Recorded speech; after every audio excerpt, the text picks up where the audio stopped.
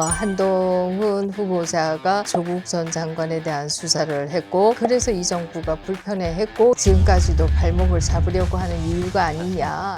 근데 이 민주당이 이제 국회 운영뿐만 아니라 지금 이제 새 정부 출범에 발목을 잡고 있다는 생각이 많이 드는데요. 지금 보면 한덕수 국무총리 인준 청문회 한 지가 언젠데 아직도 뭐 인준 표결을 언제 할지도 모르고, 장관들도 아직도 인사청문회 보고서도 채택도 전혀 안 해주고 있고, 아마 지금 청문회 채택해 준 게 아마 5명인가 그러는데 나머지 14명은 도대체 어디로 갔는지도 알 수가 없고, 지금 이런 상황인데, 아니 그래도 좀 이 총리는 좀 어느 정도 해주는 게 어떨까 하는 생각도 드는데 어떻게 보십니까? 저는 문제가 있다라고 한다면, 저는 그야말로 이것은 인사에 대한 표결은 비밀 투표입니다. 그래서 투표로 본인들이 낙마시킬 수는 있다고 생각해요. 그것을 꼭 통과시켜야 된다 이런 것은 아니라고 생각합니다만은, 그럼에도 지금 나와 있는 의혹이라고 하는 것이 역대 문재인 정부에서 통과된 인사들과 비교했을 때 과하냐. 사실 기준이라고 하는 게 갑자기 하늘에서 솟는 기준이, 땅에서 솟거나 하늘에서 떨어지는 기준이 아니라 역대 정부에서 만들어 온 기준과 비교를 해야 된다 이런 생각이 들고요. 그런 면에서 봤을 때 과하냐라고 한다면 저는 그렇게 과해 보이지 않는다 이런 생각을 첫 번째는 하게 되고요. 그리고 한덕수 총리 후보자는 그 노무현 정부 그렇죠. 김대중 정부 때도 다 고위직으로 이 일을 했던 분이, 그때 다 통과가 됐던 분이, 자기들이 좋은 분이라고 썼던 분들인데, 그래서 협치 카드로 내밀었는데 그거를 다른 정치적 이유로 지금 반대하고 있는 거 아닌가 싶은 생각이 들어요. 아무래도 이제 새 정부 출범에 좀 길을 꺾겠다 이런 생각이 강한 것으로 보이는데요. 그럼에도 불구하고 지금 말씀드린 것처럼 역대 정부에서의 인사의 기준과 완전히 어긋난 주장을 저는 하면 안 되는 것이 아니냐 이런 생각을 하고요. 또 문재인 대통령은 역대 대통령 가운데 가장 청문회를 무용화시킨, 인사청문회를 사실상 의미가 없는 것으로 만든 정부였다. 청문 보고서 없이 임명한 장관급이 34명인가 그래요. 그렇습니다. 그렇게 본다라고 하면 본인들이 어떻게 해왔는가를 생각하면서 물론 저는 그때보다는 더 나아가야 된다고 생각합니다만은, 그럼에도 너무 지나친 주장은 하지 않아야 되는 것이 아닌가. 네, 지금 이제 그 한덕수 총리 부자 외에 가장 지금 논란이 있는 사람 중에 한 명이 이 한동훈 법무장관 후보자인데, 인사청문회가 진행이 됐어요. 근데 그 가운데 지금 논란은 이 딸의 논문이라고 보기엔 그냥 리포트 같은 건데, 논문을 대필했느냐 아니냐, 이게 이제 핵심 쟁점이 됐던 것 같은데, 글쎄요, 대필이 됐다면 약간 문제가 있을 수 있는데, 또 대필인지 아닌지 명확하지는 않아요. 근데 핵심적인 거는 이 딸의 문제보다는 그냥 한동훈이라는 사람이 싫다, 이런 것 같아요. 야당은, 지금 민주당은 무조건 반대, 그래서 총리까지도 안 된다, 이런 것 같은데 어떻게 평가하십니까? 말씀하신 것처럼 이 문제는 가장 최근에 이제 드러난 문제가 되는 것이고요. 그 이전에는 사실상 그렇게 달 잡을 것이 많이 있는 것은 아니었다. 저는 이렇게 보입니다. 그러나 그 당시에도 이미 한덕수 총리의 인준을 위해서는 한동훈 후보를 낙마시켜야 된다, 이 얘기를 이미 했었기 때문에 사실상 딸의 문제가 이유라고 얘기하기는 어렵지 않을까. 오히려 한동훈 후보자가 조국 전 장관에 대한 수사를 했고, 또 이 정부가 그래서 이 정부가 불편해했고, 이 때문에 채널A 사건과 같은 그런 일들이 발생했지만 결국 무혐의로 거기를 뚫고 나오지 않았습니까? 그런 가운데 있어서 감정 싸움이 컸다라고 하는 것이 결국 지금까지도 발목을 잡으려고 하는 이유가 아니냐 이런 생각을 하게 되고요. 두 번째는 한동훈 후보자가 누구보다도 검찰을 잘 알고, 누구보다도 대한민국에서 가장 수사력이 좋은 검사로 제1검이라고 얘기했죠. 평가를 받았던 분이기 때문에 아마 그런 분이 검찰에 물론 직접 수사를 하는 것은 아닙니다만은 검찰 법무부의 수장 자리에 있는다라고 하는 것이 부담스럽다. 아마 이 부분이 저는 크게 작동하고 있지 않을까 하는 생각이 드는데요. 어찌됐든 지금 딸의 얘기로 돌아간다라고 하면 저는 입시 문제는 어찌됐든 대한민국 국민들이 가장 예민하게 네. 생각하는 부분이기 때문에 잘 검증이 이루어져야 된다 이런 생각을 첫 번째는 하고요. 네. 두 번째는 그동안에 시험 없는 세상을 누가 꿈꿨던가 이 얘기를 네. 좀 하고 싶어요. 네. 시험이 없으면 누가 더 이득이고 누가 더 손해인가 라고 아, 한다면 결국 정시보다는 이렇게 수시 위주의 뭐 각종 엑스트라 커리큘럼이라고 얘기하는 네. 과외 활동 중심으로 간다라고 하면 네. 결국은 부모가 더 여유 있고 정보력이 있고 맞습니다. 더 다양한 인맥이 있는 부모가 훨씬 더 도움이 된다라고 하는 겁니다. 그렇네요. 네. 제가 이제 애들이 다 커서 뭐 저도 좀 이제 다 잊어버렸긴 했습니다만은 네. 제가 이제 큰 아이가 외고를 딱 들어가서 제가 느낀 것은 이것은 2인 삼각이구나. 엄마도 같이 뛰어야 되는 거구나. 네. 근데 나는 이거 못 해준다. 네. 이게 이제 제가 딸아이한테 한 얘기였어요. 그래서 그 당시에 제가 느꼈던 것은 집이 부자일 뿐만 아니라 엄마가 좀 전업으로 이걸 도와줄 수 있어야 네.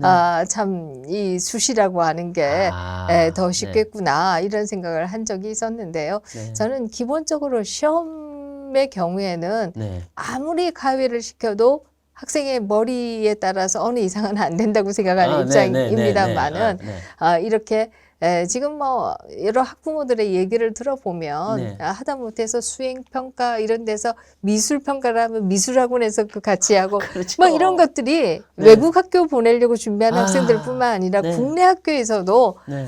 너무 많이 있다는 얘기를 많이 듣고 있고요. 이렇게 네. 본다라고 하면 결국 시험 없는 세상이라고 하는 게 오히려 더 큰 불평등을 가지고 온다. 이걸 우리가 좀 깨달아야 되지 않을까 하는 생각을 하게 되고요. 네. 다시 한동훈 후보의 딸로 네. 돌아간다라고 하면 사실 이제 뭐 이 소셜 사이언스 리서치 네트워크라고 하는 그 경우는 물론 이미 유명 학회지에 발표하신 분들이 올려놓는 논문도 있고 네. 또 뭐 다양한 이런 에세이나 이런 것들도 있기 때문에 네. 이거 자체가 뭐 부정이다 이렇게 얘기할 수는 저는 없다라고 네. 생각하고요. 조민 씨의 경우에는 대표적으로 그 외국 잡지의 그 일저자로 그것은 다 심사하고 해서 학술적으로 인정받는 그렇죠. 네. 논문에 이제 들어간 경우였기 때문에 그렇습니다만은 지금의 경우에는 그런 경우는 아니다. 다만 그렇죠. 네. 이게 이제 대필이냐 아니냐. 네. 저는 뭐 학생이 쓰고 이것을 에디팅해 주거나 아니면 문장을 바로 잡아 주거나 교정을 해줬다라고 하면 문제는 아니라고 생각합니다. 네. 왜냐하면 대학들에도 그 교수들이 영어 논문을 좀 많이 쓰도록 권장하기 위해서 네. 아예 학교에서 제도적으로 그런 것을 해주는 조직을 만들기도 해요. 네. 외국 논문을 많이 쓰도록 그렇죠, 하기 위해서 네. 또 우리의 영어가 외국에서 꼭 잘 읽히는 것은 아니기 그렇죠. 때문에 그래서 그런 도움들을 교수들에게도 줍니다. 그래서 네. 이게 단순한 에디팅이나 아니면 뭐 이런 문장이 비문인 네. 걸 뭐 도와줬다든지 이러면 저는 문제는 아니라고 생각하는데요. 네. 만약에 전적으로 다 썼다. 네. 이러면 이거는 그렇죠. 저는 네. 도덕적으로 문제가 문제가 있다 이런 있다. 생각을 합니다. 다만 도덕적으로 문제가 있지만 그래서 불법이냐? 라고 한다면 이 부분은 불법이라고 얘기하기는 어렵지 않냐 하는 그렇죠. 생각은 하죠. 아직은 왜냐하면 뭐 아직 사용되지 않았기 사용되지 때문에 않았죠. 네. 물론 그래도 뭐 본인이 수사를 진행하고 했던 입장에서는 도덕적으로도 문제가 없어야 되지 않느냐 이런 주장은 네. 할 수는 있는데 또 딸이 그런 부분에 대해서 본인이 알고 있었는지 없었는지 이것도 네. 또 모르는 부분이어서 지금은 뭐라고 평가하기는 굉장히 어렵다 이런 생각을 하고요.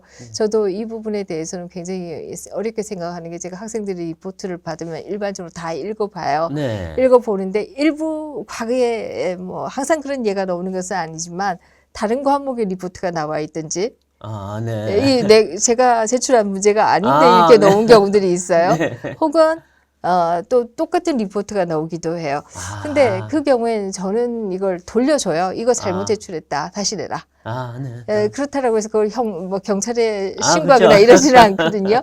그래서 이 부분이 뭐 분명히 불법적이라고 얘기하기는 어렵지만 그러나 또 좀 비난의 소지는 있을 수 있다. 대필이라고 한다면. 네. 그러나 지금 현재는 대필인지 아닌지는 알 수 없는 그렇죠. 상황이 아닙니다. 아직은 그렇다 이거죠. 근데 지금 이제 이렇게 해서 총리를 인준을 안 해주면 총리 없이 그냥 지금 가겠다는 거 아니겠습니까? 윤석열 정부는. 그럼 이제 이 국정 차질이 있을 수 있고 물론 추경호 부총리 대행 체제 있을 수 있는데 이게 글쎄요. 총리 없이 얼마나 갈 수 있을까요? 저도 잘 모르겠어요. 이게 좀 옛날 JP 때 있었던 일 외에는 이렇게 장기화될 수 그렇죠. 있다는 걸 못 봤기 때문에. JP 당시에 6개월 정도 그렇죠. 걸렸던 것으로 기억합니다. 김대중 정부 초기 네. 인사였지요. 네. 근데 그때 어, 이제 서리 제도가 있어서 네. 실제 하긴 했어요. 총리 네, 역할을. 그렇죠. 네.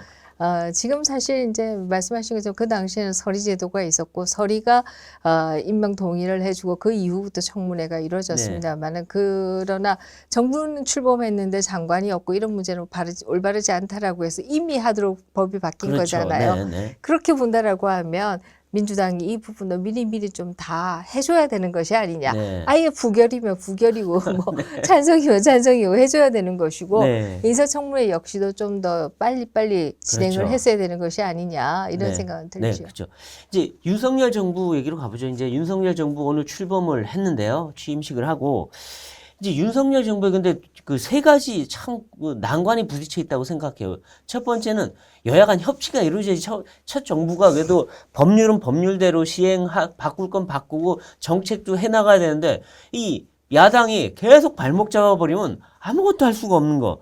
두 번째는 경제가 지금 뭐 삼고라 그러죠. 환율, 물가, 그다음에 유가 뭐 다 지금 뛰고 경제는 침체 상황으로 가고 있고 전 세계가 이런 아주 어려운 상황을 지금 물려받았고 세 번째 북한 문제고 이 세 가지 아주 어려운 문제에 난관에 부딪혔는데 윤석열 정부 어떻게 해야 될까요? 참. 뭐 저는 대답은 결국 윤석열 정부가 사실 윤석열 대통령이 선거 기간에 내세웠던 모토가 국민이 키운 후보였지 않습니까? 그렇죠. 이제 다 컸다가 아니라 여전히 국민과 함께 한다라고 그렇죠. 하는 그 자세로 가는 것 이외에는 과연 답이 좀 있겠느냐. 낮은 자세로. 그렇습니다. 하는 생각을 첫 번째는 네. 하게 되고요. 그래서 국민에게 설명하고 설득하고 동의를 얻고 이 지난한 작업들이 지속되어야 한다. 더더욱이나 그렇군요. 네. 지금 세 가지 얘기하셨지만 저는 더 어려운 게 많다고 생각합니다. 대표적으로 대한민국의 뭐 다 그렇다라고 하는 뜻은 아니지만 국민들은 그동안에 나보다 국가가 잘 되는 것에 더 관심이 크고 국가를 위해서는 국가가 어려울 때는 뭐 전쟁이 나면 입영도 하고 그렇죠. 또 뭐 IMF 때는 금모기도 하고 금모기와 맞습니다. 같은 것은 정말 전 세계에서 찾을 수 없는 예입니다. 네. 국가의 맞습니다. 달러가 부족하다고 자기 장롱 안에 있는 금을 다 맞습니다. 끄집어내서 네. 그 당시에 국제적으로 금값이 좀 폭락을 네. 한 우리가 맞아요. 너무 많이 내놔서 그런 경우도 있었는데요. 네. 그런 국민이었지만 네. 문재인 정부에 들어와서 저는 조금 바뀌었다라고 생각합니다. 네. 어떻게 바뀌었느냐? 정부가 나를 위해서 무엇을 해주느냐? 네. 자꾸 이렇게 뭐 현금을 지원하겠다 이런 얘기들을 계속 하다 보니까 나한테 얼마나 지원하느냐? 이것에 좀 더 관심을 가진 것으로 좀 저는 일부 그렇죠. 뭐 전 모두가 그런 것은 이 정부가 또 그렇게 아닙니다만은 길을 들였어요. 그렇습니다. 산타클로스처럼 다 현금 나눠주기로. 네. 그렇기 때문에 저는 그 부분에 있어서도 정말 어렵다라고 하는 것을 잘 설득해야 된다. 네. 그래야 그야말로 현금이 지원되고 하던 것들이 일부 줄거나 네. 이런 상황이 발생했을 때 저는 그것에 대한 오해가 생기지 않고 또 네. 분노가 생기지 않지 않겠는가 네. 하는 생각이 들어서요. 네. 뭐 저는 지금 현재의 경제 상황이 어떤가 사실 문재인 정부 당시에는 코로나 상황이긴 합니다만은 뭐 삼저라고 얘기할 수 그렇죠. 있는 우리가 네. 80년대 삼저를 겪고 나서 처음으로 삼저가 왔어요. 네. 80년대 삼저 때 우리가 급성장을 그렇죠. 했습니다. 급성장했죠. 그래서 아시아의 네 마리 용 뭐 예. 이렇게 평가를 받았어요. 근데 이 삼저 당시에 우려 성장을 위한 충전이 이루어지는 것이 아니라 다 써버리는 써버렸죠. 쪽으로 가버렸다. 네. 뭐 임금 라고 올리고. 하는 네. 게 참 뼈아픈 대목이다 이런 네. 생각을 하고요. 또 지금 이제 국제적으로도 뭐 사실 경제적으로 지금 뭐 너무나 어려운 그렇죠. 상황이기 때문에 이런 것에 대한 설명이 저는 굉장히 중요하다 중요하다. 이런 네. 생각을 하게 되죠. 또 다른 한편에 있어서는 사실 문재인 정부는 저는 굉장히 그런 면에서는 영악한 정부였다 이렇게 생각을 합니다만은 네. 코로나를 이유로 시위를 하지 못하는 국가로 사실상 만들었어요. 네, 네. 그러나 이제 그 억눌렸던 욕구들이 분출될 수 있을 가능성이 매우 커졌다. 근데 분노는 저기서 쌓였는데 그러니까요. 윤 정부에서 분출이 되나요? 참. 그런 것들이 다 어려운 환경이다 이런 생각을 합니다. 물론 김대중 대통령이 취임했을 때도 경제적으로 어려웠어요. 그러나 그때는 우리가 엎어져서 턱뼈가 부러진 상황이었기 네, 때문에 네. 누구나 그걸 다 아는 상황이었습니다. 그래서 금도 모으고 막 이랬어요. 그러나 지금은 골병이 들어있는 거지 외상이 아니에요. 외상은 안 보는데 골병이 들었다. 그래서 이런 것들에 대한 제대로 된 설명과 네. 또 다른 한편에 있어서는 그만큼 국가 스스로의 또 정부 스스로의 도덕성도 매우 중요하다 이런 생각을 합니다. 네.